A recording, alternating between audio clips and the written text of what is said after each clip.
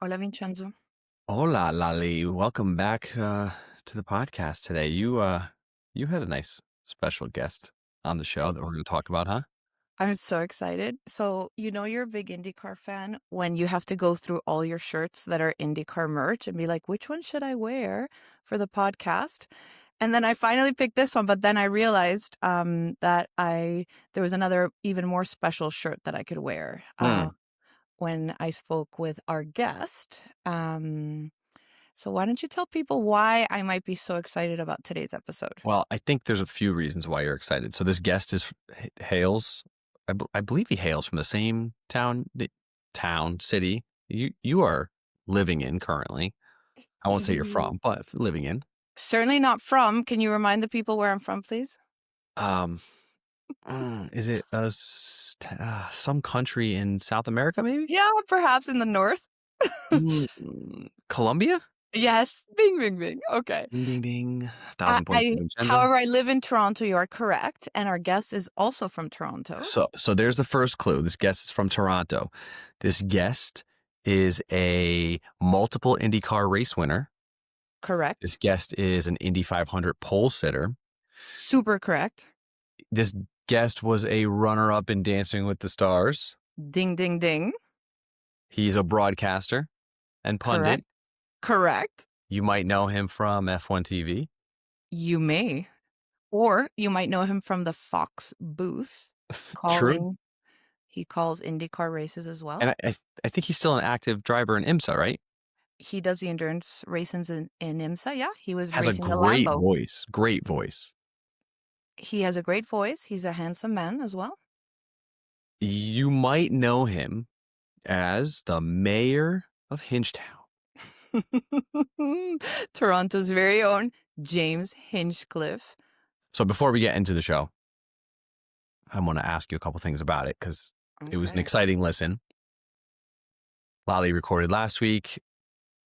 The beauty of the duo here is that sometimes we have to do things without the other, and she had it was her pleasure to interview James. Listen, James didn't seem too bored, so I don't know. I think it was a mutual kind of thing. How many times did you tell him you were from Colombia that I had to cut out? It actually didn't come up until he brought up a very famous Colombian race car driver that people may know as Juan Pablo Montoya. And then how could I not How mention could you that I'm not? from... You took the bait. I'm sure you took the bait and ran with that. I was like, just so you know, I am from Colombia. And then, yeah, I had to. Yeah. Couple things I liked about the show, and obviously listeners, you'll hear it shortly, but he talks about race car driver mindset, and I won't spoil it for anybody what he talks about specifically, but that was one of the major topics that I thought was really, really interesting, how he just called it out. How race car drivers, I think it was really your question about race car drivers just being different, maybe missing a screw or two, and he definitely gave the answer that I thought was perfect. The other thing that was interesting, you guys went down this tangent about the addiction to racing and what is it about racing that's the addiction. And I think he said something that was, I don't know, it was great. He said, I think every driver at their core is a competitor and they're addicted to winning, or the feeling of winning is what they're addicted to, he said specifically. And he said that he loves doing things that humans are not supposed to do. Humans are not supposed to go 200 miles an hour, is what he said. And I'm thinking most people are happy never going, over the speed limit. Never mind 234 miles per hour around, an oval. So that was really interesting. And then there's a lot of personal chatter between the two of you as well that I think people will find interesting. But I'm curious. I want to hear what your not favorite part. What struck you the most? Because you know a lot about Hinch, and you know a lot about IndyCar. What struck you the most surprising? What was the most surprising thing you learned from this recording? Something that stuck with me was that he said something about how a driver can end their career as a very well-rounded person because they have to do so much. They have to look for sponsors. So they're good at marketing themselves. Mm. They do a lot of events. They do a lot of public speaking. They're in a team, so they know about teamwork. So he was like, a driver can come out of a racing career as a really well-rounded business person. Yeah. And I'd never even thought about that or considered it. So I thought that was really interesting. And also what I found interesting is how early on in his career, he had already started thinking about the Mm. next thing, about how to achieve financial and business longevity after racing. And he said that started with his first paycheck. I was really surprised about that. So those were two things, because the racing stuff, I knew his career so well. But those were two of the things that really I'd never considered, and I thought that was quite interesting, actually. Yeah, it's interesting you say that too, because I think there's such a parallel between that aspect of what James said and our previous guest, which F1 Elvis, Mark Priestley.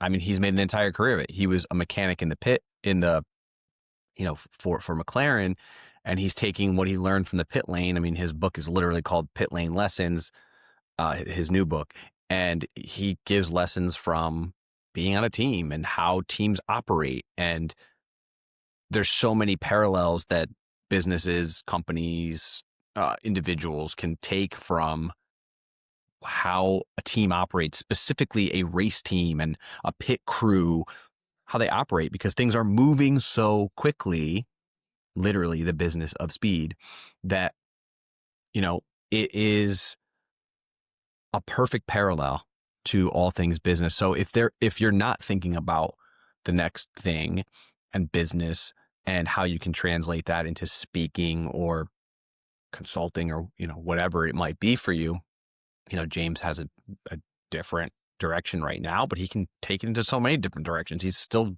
freaking young. Um, it's just really cool. So I really enjoyed this episode. Did you have any last thoughts before we let the listeners actually hear it? No, I'm just really excited for people to hear this interview. He's such a great human. He's just a great asset to the world of racing. And I'm so glad that the F1 people have, gotten to know him and fall in love with him. And I'm really excited for people to hear the interview.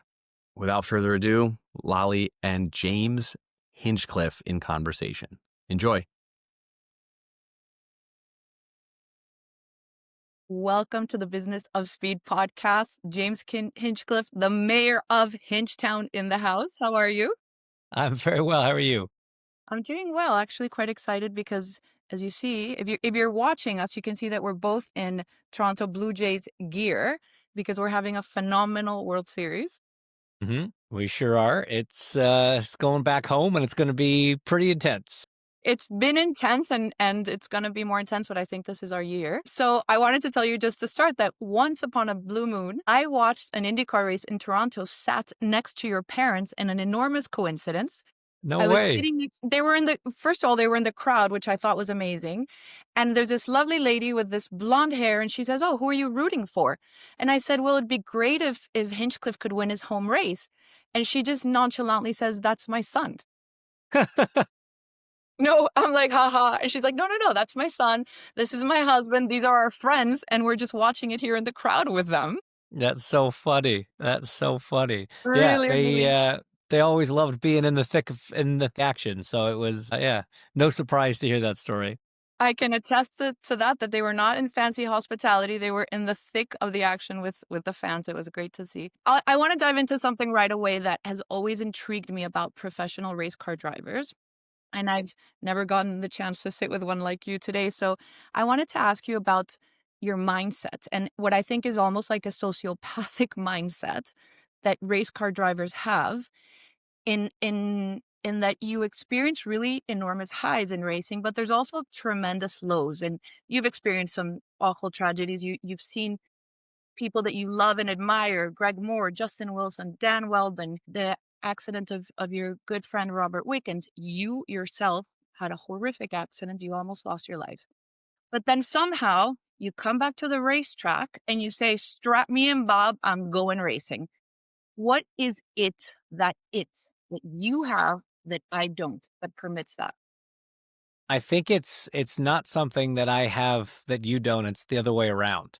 I think drivers don't have the self-preservation gene that most human beings are born with. You know, your brain is wired that if you touch something hot, it burns you, you don't like it, you stay away from things that are hot, you know not to touch them anymore. You would think that you strap into a race car, something goes wrong, you hurt yourself, your brain would say, "Oh, we're not going to do that anymore."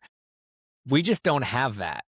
It allows us to have these moments because in any career, as you come up through the ranks, as you experience different levels of speed and all the rest of it, there are going to be incidents, there are going to be accidents. It's part of being a driver. Gilles Villeneuve's famous quote, right, is you don't know the limit until you've gone past it. Or sorry, that's Mario Andretti. And so that is Gilles. Mario was, if you feel like you're or if you feel like you're under control, you're not going fast enough. Anyway, That's Mario. that's Yeah, Mario. that's Yeah, Mario. yeah. Gilles was, if you can't find a limit until you go past it. So accidents and incidents are inherently part of it. And obviously cars are a lot safer now than they used to be, but you certainly hope that you're not going to get injured at any point. But if you do, I mean, I've never met a driver that didn't want to immediately get back into a race car. I've never met a professional racer that let an injury. I mean, you said Zanardi. Look at Zanardi. He lost both his legs and nearly his life and wanted to get back into a race car. Robbie Wickens was, paralyzed and designed his own hand controls to get back into a race car. It's really, to the normal person, it's bananas.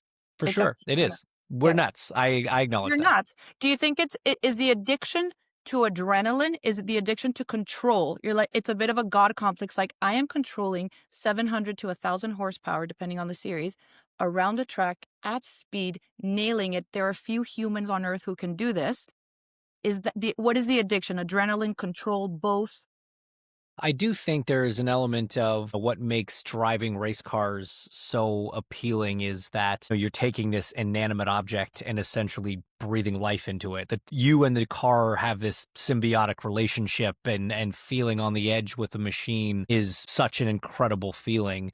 I imagine it's what fighter pilots feel like when they're flying their jets, same kind of thing. I think you do get addicted to that a little bit, but at the same time, I think at their core, every driver is a competitor. And I think that competitive nature in you is a big part of what fuels you to keep doing that. The feeling of winning, I think, is what people are addicted to. The driving is an awesome feeling. And if you were just told you were going to drive around by yourself all day, every day, it'd be fun. But at some point, it's the competition and it's being the best on a day, I think, that really fuels drivers. Does that bravery, so to speak, does that translate for you personally off the track? Would you skydive, jump off a cliff? Are you brave in risky business decisions? Like, I'm curious if it translates. I think that's different for every person. That one I don't think is as clear cut. I never really considered myself an adrenaline junkie, but then my wife kind of listed off a few things that I enjoy doing. And so I have to admit that, yes, there's probably an element of that. I think for me, it was always when I look back on things and things that I enjoy, for me, I love doing things that humans aren't supposed to do. Right? Humans aren't supposed to go 200 miles an hour. That's not what we were built for. I love scuba diving. Humans aren't supposed to exist under the water. I am fascinated by space. I would kill to go to space. You're not supposed to be up there. So I do have a little bit of this complex of wanting to do things that you're not supposed to be able to do. I think you're in denial. You are an adrenaline junkie. I'm sorry. I'm with Rebecca on this one. You are for sure. I did go skydiving once, but I promised I would never do it again. So I want to talk a little bit about the beginning of your career. You were gifted a kart by your parents. You're 9 years old and you start racing. When's the tipping point when you yourself or as a family, you're like, I'm pretty elite at this. Like I'm a standout. I should follow this path, or this is something I'd like to follow. When does that start happening? So kind of between 14, 15. At 14, I had a guy kind of approach my dad and I saying, hey, you're doing well in karting in Canada. You should probably be driving on kind of the North American tour. And up to that point, being a professional driver was never really the goal because at 9, 10, 11, I knew that wasn't a real job. Like no one actually got to do that, right? And at that point, he goes, no, this is all the kids that want to be professional drivers, and I think you could compete with them. So we started doing that for a year, and at the end of that year, I got invited to go do my first car race. And I was 15. I was actually not legally allowed to do it, but I got some kind of special permission slash they turned the look the other way. And, I was racing against kids that were 18, 19, had been racing cars, wanted to be professional drivers. And in my first weekend, I won. And that was kind of the moment where I thought, okay, so now I've done the karting thing and someone said you should do this. And then I tried the car thing and that's gone okay the first crack at it. So yeah, why don't we see how far we can take this? And that's kind of when my mindset switched and my mom, dad, and I sort of made the decision, yeah, we're gonna go for it. And you start in most of your career, your feeder series were all in North America. Was IndyCar always the ultimate goal? Did you ever think of F1? Because you're Canadian, we have a home race, you have the Villeneuves that you mentioned earlier. What was the goal at that time? It's funny. The goal was IndyCar because even though we had the Canadian Grand Prix in Montreal, we had the IndyCar race in Toronto, and Yeah. that's where I grew up. And so I grew up chasing Mario Andretti and Michael Andretti around for their autographs and Bobby Rahal and all those guys. So for me, that was what I knew. That's what I knew the best, and that's kind of what I wanted.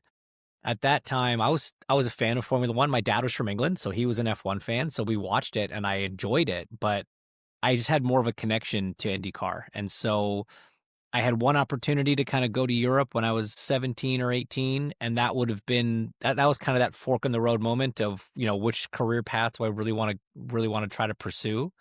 And for a bunch of different reasons, my parents and I decided that staying in North America made the most sense for us. And that was kind of it. Never really thought about going over to Europe again. Well, it's funny because life is a little bit interesting in that now you are in F1 Yeah. in your own way. Obviously as a presenter, commentator, and I'd like to know a little bit about that. When you first arrived in the paddock, and here's James Hinchcliffe, he's going to speak. How were you received? Did people know who you were? Did the other drivers know who you were? Was there a level of respect? Because I find all the time because I'm an enormous IndyCar fan, and when I speak of it, people are like, "Oh, it's like sometimes it's a little bit." You've probably gotten this reaction, and people say, "Oh, it's just boring. All they do is go in circles."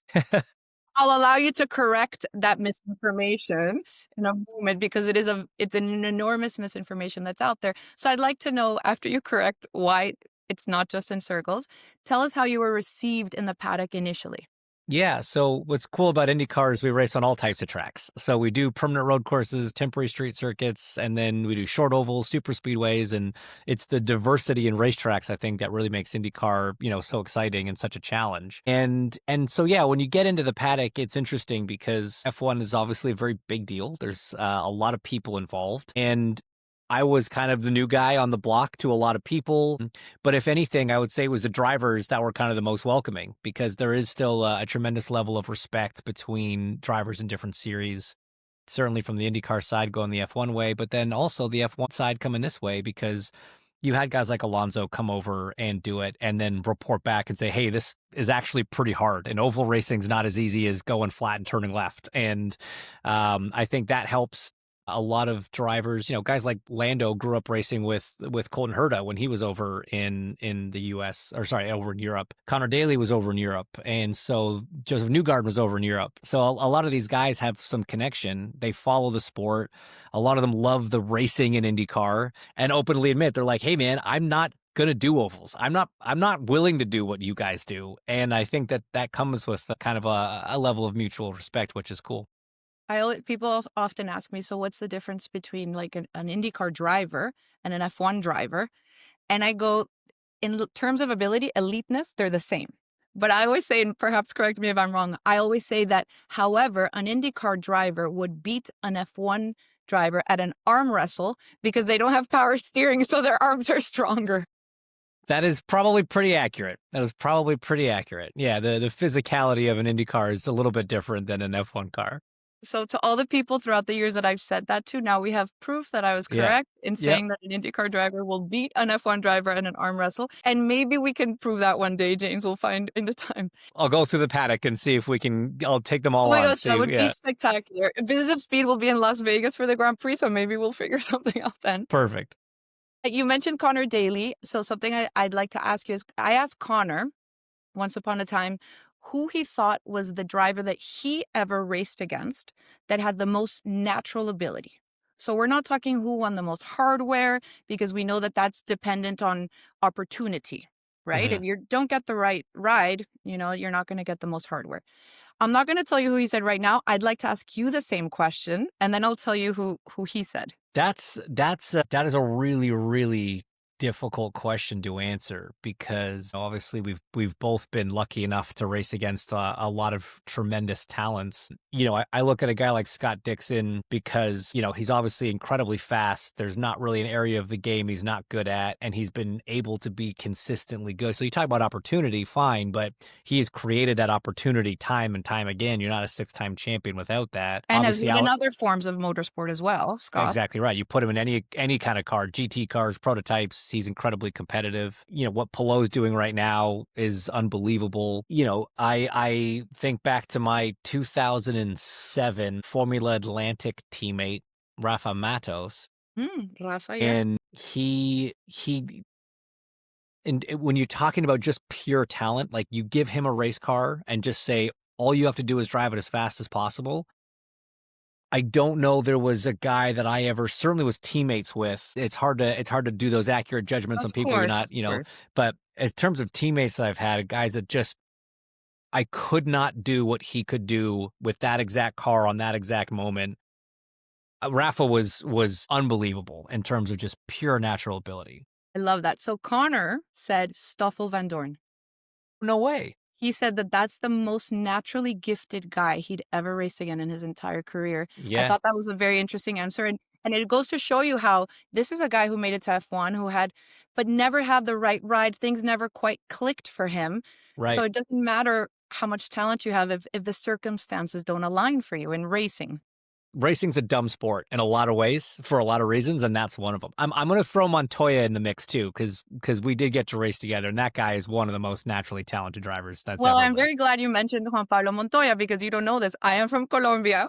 Okay, okay, So Juan Pablo's an idol in our is a country. hero. Yeah, yeah. He's a big, big hero. So I tend to agree with you that is another man like a Mario Andretti. You can Mhm. put him in a tractor and he'll Yeah, win yeah, the tractor race. right. Anything. He's just incredibly competitive. I'm going to pivot a little bit here. So you're racing, you love it, you have these opportunities. At what point in your career do you start thinking, okay, I need to start planning for my next chapter after racing. I need to create a career for myself, some financial success outside of the cockpit. Is that something always in the back of your mind, or is it just something that just spontaneously happens when you're like, oh, I'm not getting a ride easily for next year?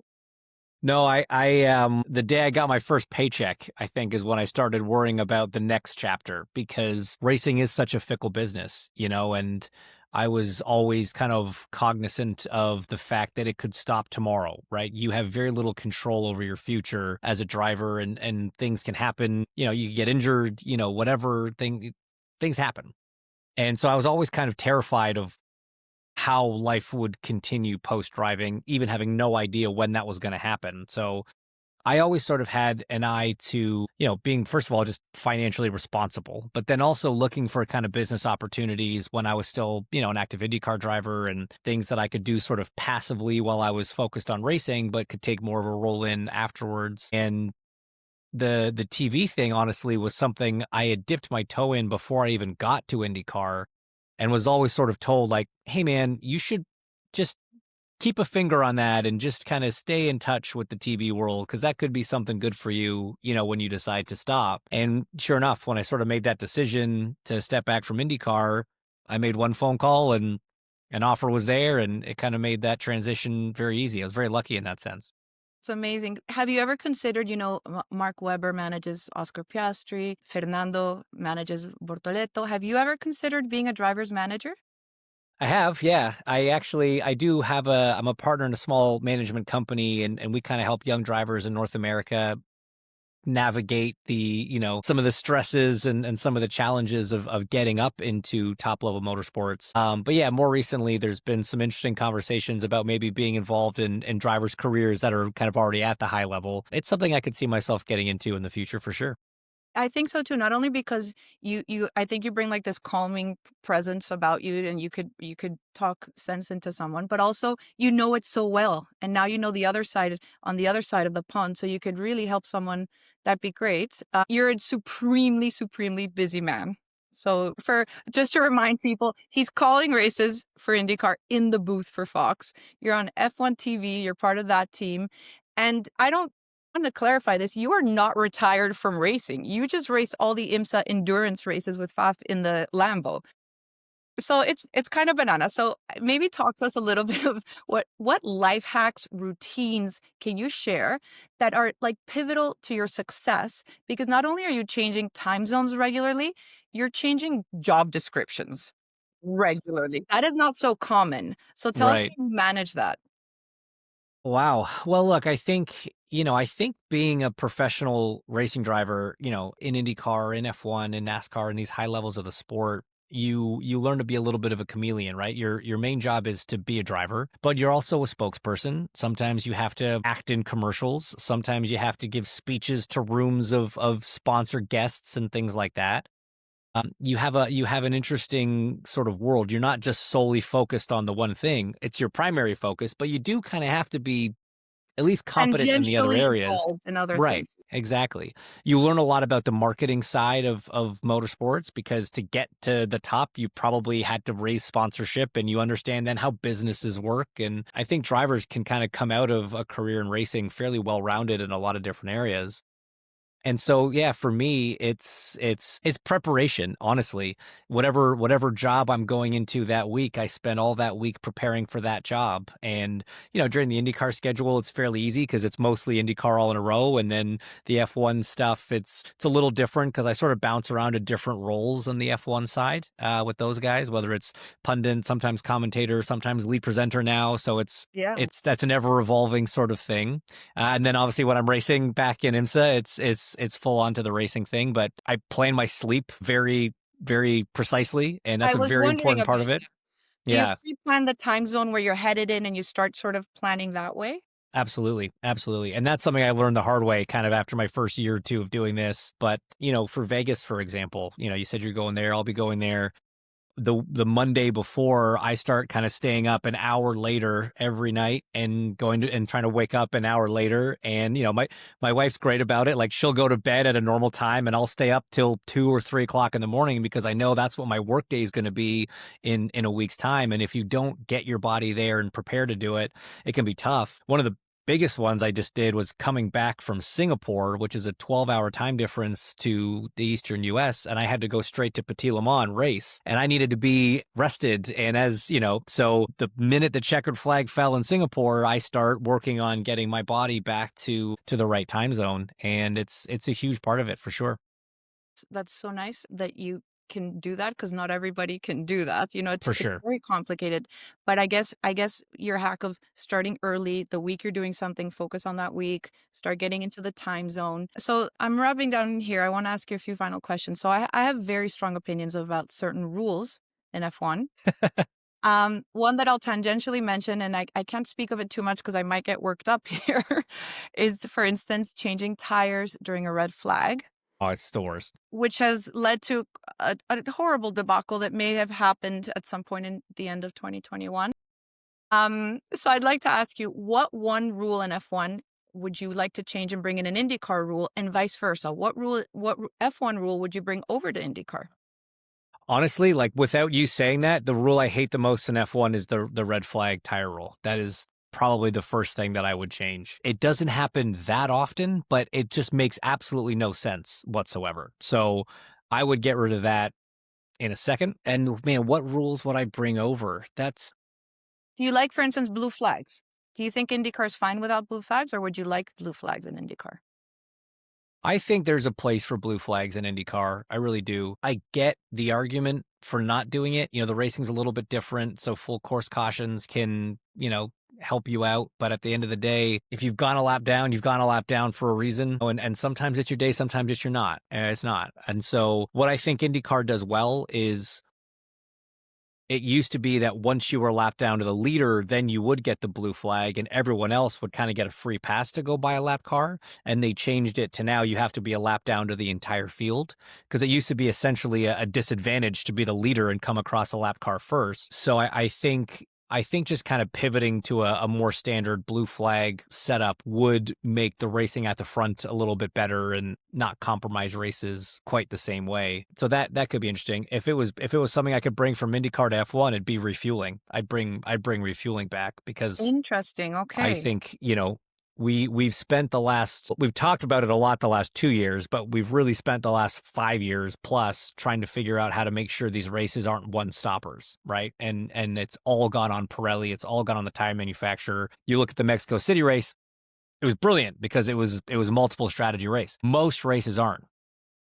If you have fuel stops, that becomes a moot point. You can, I mean, there are going to be a plethora of strategies that you can employ. And so I would, it's never going to happen for all the money saving and net zero carbon saving issues. But that's one area where I think F1 sort of pivoted the wrong direction. Remember those days when Michael and Rubens, and you never knew how much fuel a car started with, so Right. it's such a great dynamic because is he heavy? Is he light? Like, it really does add a lot of dynamicism to the racing. So I tend to agree with you, but unfortunately we know that it won't happen. You have raced everywhere on Earth. You recently got to race the Haas car, which is probably a life treat for you. So tell us about that quickly, the experience about the Haas, and was it everything you ever hoped for?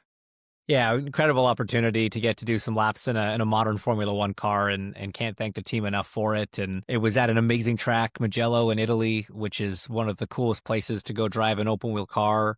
And yes, it met and exceeded all expectations. That it is such an incredible machine, and it's really impressive. And gives you a whole new perspective, a whole new appreciation, even for someone that had a high level of appreciation for what Formula One drivers do. It raised it up even another level for sure. It was amazing. What's your favorite track on Earth to race at? So to race at is probably Road America. It That loves one, Road America. yeah, it's just a classic old school road course. It's got high speed, low speed, long straights, big brake zones, technical sections. It's got it all. I love that place. Amazing. And then final question, who's going to win the Drivers' Championship? This is an easy one. Oh, it's so difficult. I've got a great argument for all three of them.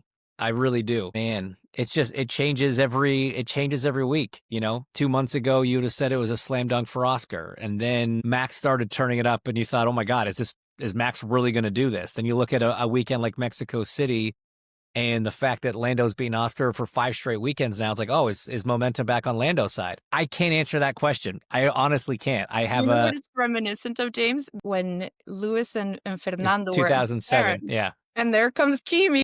Yeah. Exactly. We did a whole piece on that before the race in Mexico. Oh, I missed it, actually. Sorry. No, it's fine. I arrived at this conclusion by myself, as they say. Yeah. It's so interesting that it's repeating itself, and there comes Max, just do, Max Verstappen. I'm with you. I can't quite pick. I know who, maybe I'm not going to say here, but who I would prefer to win. But it's very, very hard to tell you where I'd put my money. Yeah. This is why I don't gamble on sports, because anything can happen. It's a losing proposition. Thank you so much, James Hinchcliffe, for joining us today on the Business of Speed podcast. Let's hope that the next time we meet, we can celebrate a World Series victory for Yes. Toronto. Fingers crossed. Fingers crossed. Thank you so much. Have a lovely day. Okay. Thank you so much for having me on.